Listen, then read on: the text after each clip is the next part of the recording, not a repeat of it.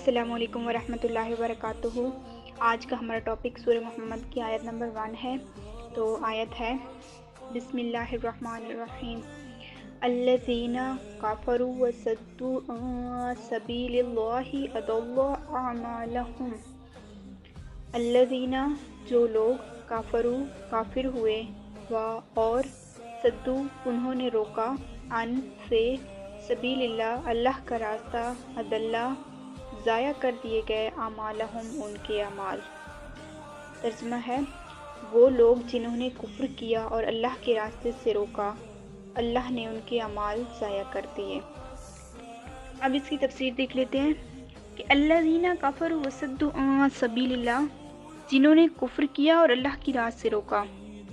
مفسرین کا قول یہ ہے کہ یہ آیت مدینہ منورہ کے ان اہل کتاب کے بارے میں نازل ہوئی ہے جنہوں نے آپ صلی اللہ علیہ وسلم کی رسالت کا انکار کیا۔ اس صورت میں آیت کا معنی یہ ہے کہ وہ لوگ جنہوں نے نبی کریم صلی اللہ علیہ وآلہ وسلم اور ان پر نازل ہونے والی کتاب کے ساتھ کفر کیا، خود بھی اسلام میں داخل نہیں ہوئے اور دوسرے لوگوں کو بھی اسلام قبول کرنے سے روکا، تو اللہ تعالیٰ نے ان کے کفر کی وجہ سے ان کے اعمال ضائع کر دی، یعنی ان کا ایمان ضائع کر دیا۔ جو یہ لوگ نبی کریم صلی اللہ علیہ وسلم کی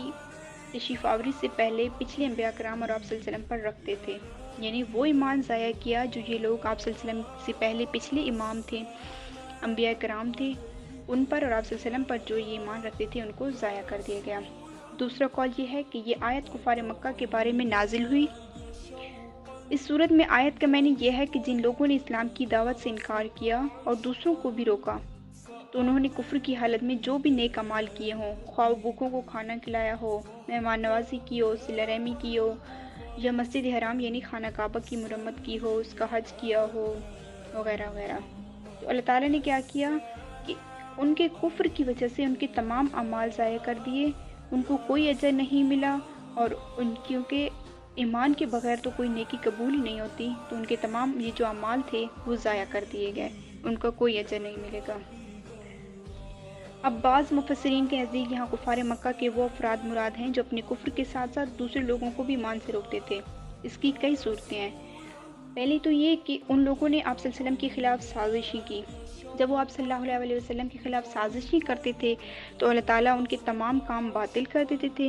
اور ان کے مقابلے میں کیا کرتے تھے کہ آپ صلی اللہ علیہ وسلم کی مدد و نصرت فرماتے تھے، ان کو دین کی اور آپ صلی اللہ علیہ وسلم کی دین کو یعنی دین اسلام کو تمام دینوں پر غالب کر دیا۔ اب کفار کی دوسری صورت کیا تھی کہ وہ لوگ کرتے تھے ایمان لانے والوں پر ایسا ظلم ڈھاتے تھے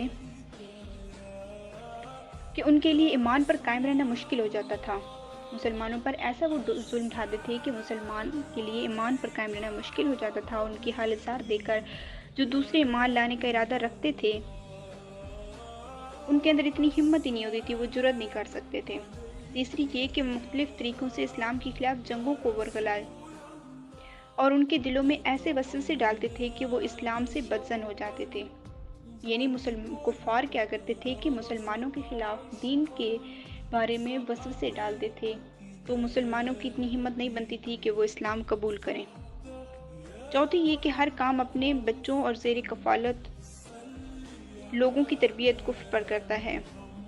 یعنی کافر جو ہے وہ اپنے جب بچوں کی تربیت کرتے تھے یا جو لوگ ان کے انڈر کام کر رہے تھے ان کی تربیت ایسے کرتے تھے کہ دین حق قبول کرنا ان کے لیے مشکل ہو جاتا تھا، تو اس طرح کیا ہوتا تھا کہ وہ ایک طرح سے تو لوگوں کو اللہ کی راہ سے روک رہے تھے اور وہ روکنے کا مجرم بنتا تھا۔ اللہ تعالیٰ کے جو راستے سے روکنے کی یہ تمام صورتیں تھیں، ان کو ختم کرنے کے لیے کفار کے ساتھ لڑنے کا حکم دیا گیا تھا۔ تیسرا قول یہ ہے کہ اس آیت کا تعلق سورہ احقاف کی آخری آیت سے ہے۔ اس کے آخر میں ارشاد فرمایا گیا کہ نافرمان لوگ ہی ہلاک کیے جاتے ہیں۔ سوال یہ پیدا ہوا کہ نافرمان لوگ کیسے ہلاک کیے جاتے ہیں، حالانکہ وہ تو نیک اعمال کرتے ہیں، اور اللہ پاک کی شان یہ ہے کہ وہ کسی کا نیک عمل ضائع نہیں کرتا اگرچہ وہ رائی کے دانے کے برابر ہو۔ اس کے جواب میں یہاں ارشاد فرمایا گیا کہ نافرمان لوگ وہ ہیں جو خود اسلام میں داخل نہیں ہوتے اور نہ ہی دوسروں کو اسلام قبول کرنے دیتے ہیں، اور اس طرح ہلاک ہوئی کہ اللہ تعالیٰ نے ان کے تمام نیک اعمال برباد کر دیے، اور آخرت میں ان کے اعمال کا کوئی ان کو اجر نہیں ملے گا، کوئی ثواب نہیں ملے گا، کیونکہ ایمان کے بغیر کوئی نیک عمل مقبول نہیں ہوتا۔ اللہ تعالیٰ ارشاد فرماتے ہیں، بے شک اللہ تم میں سے ان لوگوں کو جانتا ہے جو دوسروں کو جہاد سے روکتے ہیں اور اپنے بھائیوں سے کہتے ہیں ہماری طرف چلے آؤ، اور وہ لڑائی میں تھوڑے ہی آتے ہیں، تمہارے اوپر بخل کرتے ہیں، پھر جب ڈر کا وقت آتا ہے تو تمہیں دیکھو گے کہ تمہاری طرف یوں نظر کرتے ہیں کہ ان کی آنکھیں گھوم رہی ہیں جیسے کسی پر موت چھائی ہو، اور جب ڈر کا وقت نکل جاتا ہے تو مال غنیمت کی لالچ میں تیز زبانوں کے ساتھ تمہیں آنے دینے لگتے ہیں۔ یہ لوگ ایمان لائے ہی نہیں تھے اور اللہ نے ان کے اعمال برباد کر دیے، اور یہ اللہ پر بہت آسان ہے۔ اب مسلمانوں پر لازم کیا ہے کہ وہ نیک اعمال کرنے کے ساتھ ساتھ اپنے ایمان کی بھی حفاظت کرنے کی پوری کوشش کریں، اور ہر ایسے قول و فعل سے بچیں جس سے مسلمان کا ایمان ضائع ہو جاتا ہے۔ جزاک اللہ۔